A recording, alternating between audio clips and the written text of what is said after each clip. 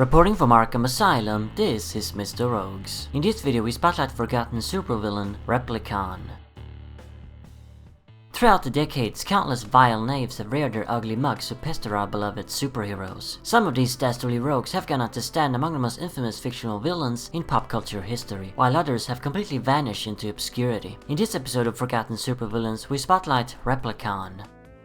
Replikon, real name Xoom, made his first appearance in a two-parter published across Green Lantern co-starring Green Arrow 108 and 109 in 1978. The story was written by Dennis O'Neil and penciled by Mike Grell. In it, we introduced to Xoom, a shapeless alien entity living in the asteroid belt, the ruins of its home planet, which was destroyed millions of years ago. Xoom, alongside its two unhatched children, are the last survivors of their race. The children can't hatch due to the dead environment they live in. One day, Xoom and his family finally find their solitude broken by one of Carol Ferris's space probes as it passes by. This is the first sign of civilization the alien has seen since the destruction of his world. Taking a chance, it boards the vessel, accidentally causing a malfunction. Green Lantern is soon on the scene and helps the probe back to Earth, unknowing of its stowaway passenger. Earlier, the probe had passed the Justice League satellite, which allowed Xoom a glimpse of 3 JLA members: Batman, Wonder Woman, and the Flash. On Earth, the alien needs to become solid in order to interact with the environment. Thus, it takes the shape of the only humans it's seen so far, the 3 JLA members. The result is a bizarre mishmash of the 3 heroes. It then breaks out of the probe, attacks the Emerald Gladiator, and flees the scene, leaving a confused GL. Later it shows up in Star City for some reason, and happens to run into Green Arrow and Black Canary for some reason, ending up fighting them for some reason. Green Lantern shows up as he chose to visit his old pals at that exact moment for some reason. The 3 heroes are licked by the alien, now calling itself Replikon, and realize that it mimics all the moves of its opponents. Meanwhile, Replikon begins to pose as a human, taking the shape of a man named Andre, using the cover as a way to learn more about our planet. And he also begins to date Carol Ferris for some reason. It soon becomes clear that Replikon is planning to destroy the ozone layer in order to make Earth habitable for his children. He's going to kill us all so that his children may live.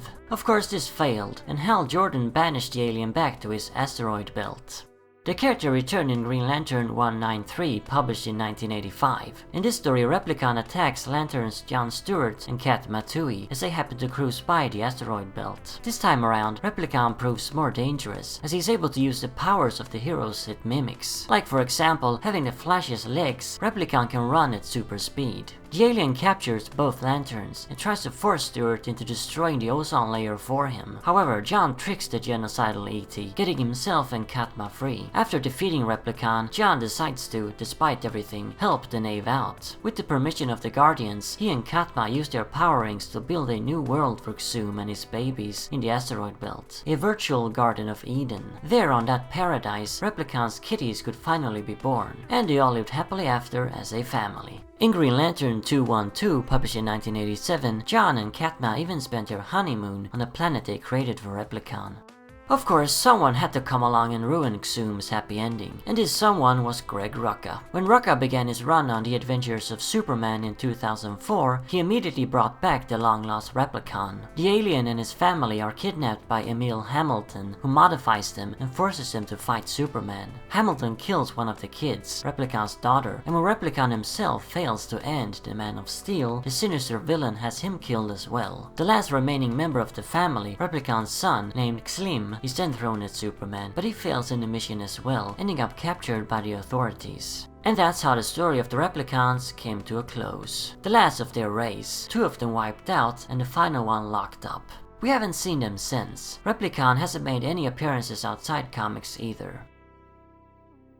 So, I bet you thought this was going to be a Batman villain, with the thumbnail and all. The character does have a really cool look. His cowl is a bit reminiscent of the one from Batman Beyond. I really like how he's a weird mashup of 3 different DC heroes. It's a very awesome visual. I also like the character's motivations. Yeah, he's a genocidal maniac, wanting to wipe out humanity, but he ain't doing it for laughs. He's doing it so that his kids can live. All he does is for his kids. Not power, greed, or anything like that. And that makes for a compelling villain. However, I do find some issues with this character. He's kind of just a skeleton of a character, a concept that wasn't fully realized. Like for instance, in the first story, why does he take this strange form when it really does him no good? In the first story, Replikon doesn't get any actual powers from mimicking superheroes, he just looks like them. Now, I get why he took it when arriving on Earth, but why keep it later? Why not just be in the shape of Andre all the time? Or other humans, or whatever? It's no difference. Why walk around like this? Sure, the second story does solve this by establishing the fact that he does get powers. But that begs another question. Why the hell mimic Batman? The dude has no powers. It looks cool, of course, and maybe that's about as far as the creators thought.